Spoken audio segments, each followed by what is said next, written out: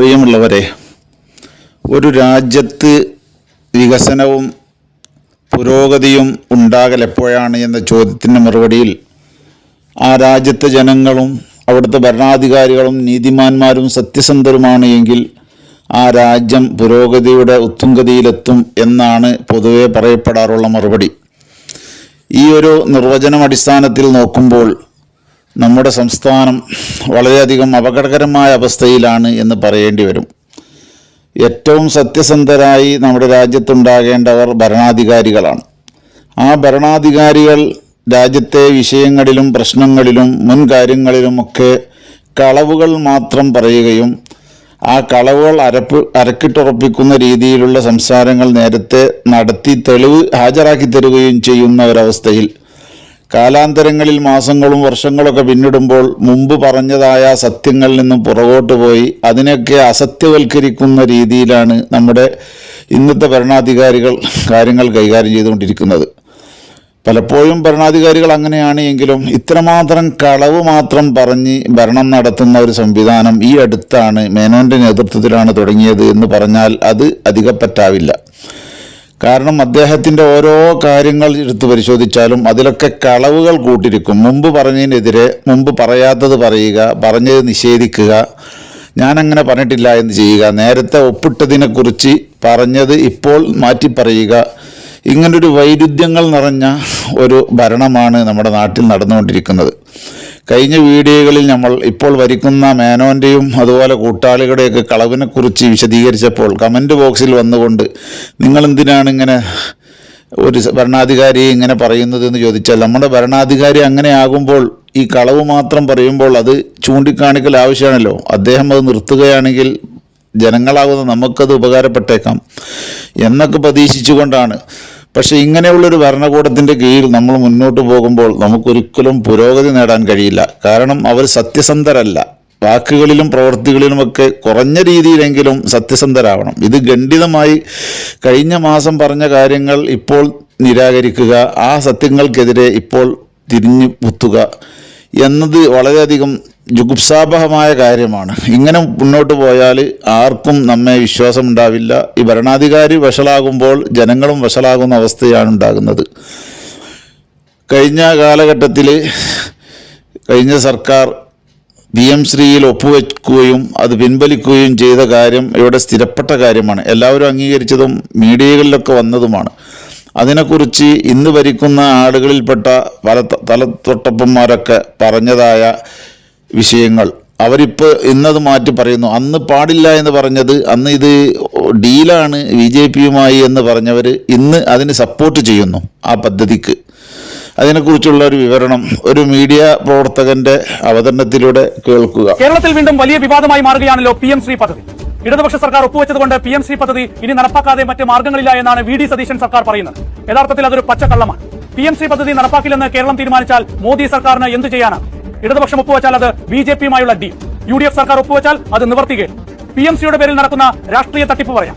എന്താണ് അന്ന് പ്രതിപക്ഷ നേതാവായിരുന്ന ഇന്നത്തെ മുഖ്യമന്ത്രി VD സതീശൻ പറഞ്ഞത്? എന്താണ് KC വേണുഗോപാൽ പറഞ്ഞത്? എന്താണ് PK കുഞ്ഞാലിക്കുട്ടി പറഞ്ഞത്? BJPയെയും സംഘപരിവാറിനെയും സന്തോഷിപ്പിക്കാൻ വേണ്ടിയിട്ടാണ് പിണറായി വിജയന്റെ നേതൃത്വത്തിൽ ഈ മുന്നണി, ഈ ഗവൺമെന്റ് ഈ തീരുമാനം എടുത്തതെന്ന് കേരളത്തിലെ പിണറായി ഗവൺമെന്റ് മോദി ഗവൺമെന്റിന്റെ ഇച്ഛക്കനുസരിച്ച് പ്രവർത്തിക്കുന്ന ഒരു സർക്കാർ. ഈ RSSന്റെ അജണ്ട നടപ്പിലാക്കുന്ന പദ്ധതി, പാഠ്യപദ്ധതി. ഇക്കഴിഞ്ഞ തെരഞ്ഞെടുപ്പിൽ CPM BJP ഡീൽ ആരോപണം ശക്തമാക്കാൻ കോൺഗ്രസും ലീഗും ഒക്കെ ഉയർത്തിക്കാട്ടിയത് ഈ PM ശ്രീ പദ്ധതിയായിരുന്നല്ലോ. വലിയ ഗൂഢാലോചന എന്നായിരുന്നു ആരോപണം. പക്ഷേ ഇപ്പോൾ PM ശ്രീയുമായി മുന്നോട്ട് പോകേണ്ടി വരുമെന്ന് VD സതീശൻ പറയുന്നതിന് പിന്നിലെ രാഷ്ട്രീയം എന്താണ്? അതാണ് ആടിനെ പട്ടിയാക്കൽ എന്ന് പറയുന്നത്. UDFന്റെ തീരുമാനത്തിനനുസൃതമായിട്ടാണ് നമുക്ക് ആ കാര്യത്തിലൊരു നയം സ്വീകരിക്കാൻ കഴിയാം. ഇനി പറയാം എന്താണ് PM ശ്രീയിലെ നിലവിലെ സ്ഥിതി. 2025 ഒക്ടോബർ 23-നാണ് പിണറായി വിജയൻ സർക്കാർ PM ശ്രീ പദ്ധതി ഒപ്പുവെച്ചത്. 2025 നവംബർ 12-ന് പദ്ധതിയുമായി മുന്നോട്ട് പോകാനാകില്ലെന്ന് പൊതുവിദ്യാഭ്യാസ സെക്രട്ടറി K വാസുകി കേന്ദ്ര സർക്കാരിനെ ഔദ്യോഗികമായി അറിയിച്ചു. LDF കാലത്ത് MOU ഒപ്പുവെച്ചതുകൊണ്ട് PM ശ്രീയുമായി മുന്നോട്ട് പോകണം എന്നതാണ് UDF സർക്കാരിലെ പൊതുവിദ്യാഭ്യാസ ഡയറക്ടർ പുതിയ വിദ്യാഭ്യാസ മന്ത്രി N ശംസുദ്ദീന് നൽകിയ റിപ്പോർട്ട്. പദ്ധതിയുടെ MOU ഒപ്പുവെച്ചതുകൊണ്ട് മുന്നോട്ട് പോയേ മതിയാകൂ എന്നാണ് വിദ്യാഭ്യാസ മന്ത്രിയും പറയുന്നത്. ഇതെന്തൊരു നിലപാടാണ്? അപ്പോൾ CPM-നെതിരെ ഉയർത്തിയ ആ ഡീൽ ആരോപണമൊക്കെ വിഴുങ്ങിയുവെന്നാണ് നോട്ട് ദ പോയിന്റിലെ ചോദ്യം. CPM ഒപ്പുവെക്കുമ്പോൾ BJPയുമായുള്ള ഡീൽ വർഗീയത, കോൺഗ്രസും ലീഗും ചേർന്ന് അതേ തീരുമാനമെടുക്കുമ്പോൾ അവിടെ മതേതരത്വം എന്നാണ്. ഇനി ധാരണാപത്രത്തിന്റെ കാര്യമാണെങ്കിൽ ഈ ധാരണാപത്രവുമായി മുന്നോട്ട് പോകാനാകില്ലെന്ന് തീരുമാനിച്ചാൽ എന്ത് സംഭവിക്കുമെന്ന് സംസ്ഥാനത്തിന്റെ അഡ്വക്കേറ്റ് ജനറലിനോട് ചോദിച്ചാൽ മുഖ്യമന്ത്രി VD സതീശനെ മനസ്സിലാക്കാമല്ലോ. ഒരു അഭിഭാഷകൻ എന്ന നിലയിൽ VD സതീശനും അത് കൃത്യമായി അറിയാം.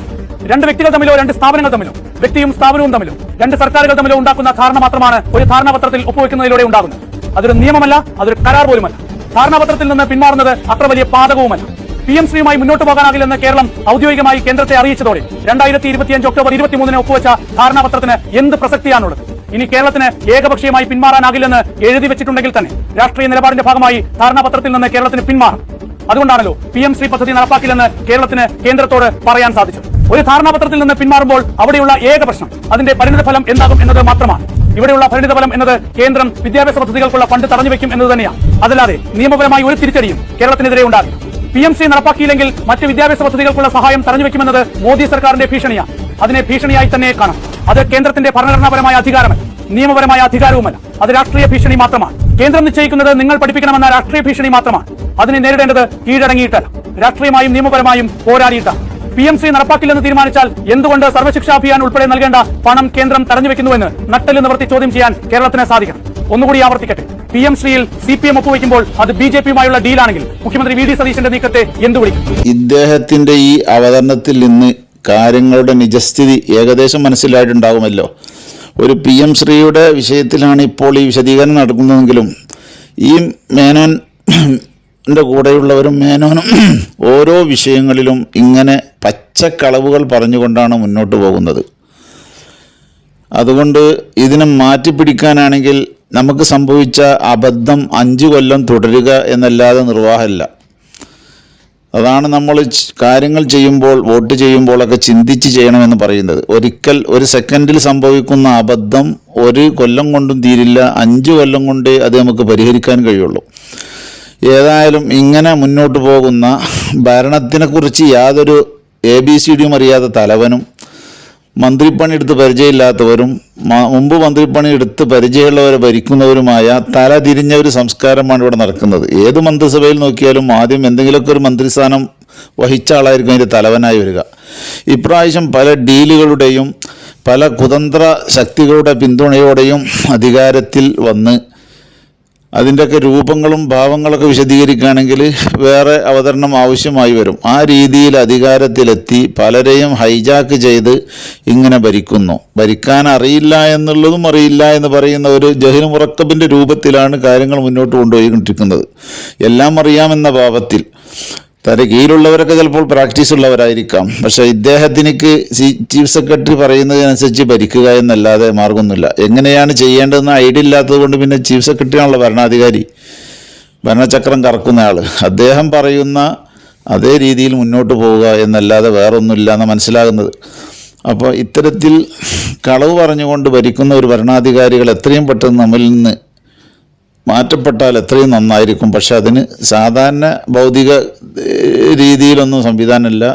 ഒരിക്കൽ നമ്മൾ ചെയ്ത അബദ്ധം 5 വർഷം അനുഭവിക്കുക തന്നെ, ഇതല്ലാതെ ഇതിന് പരിഹാരമില്ല.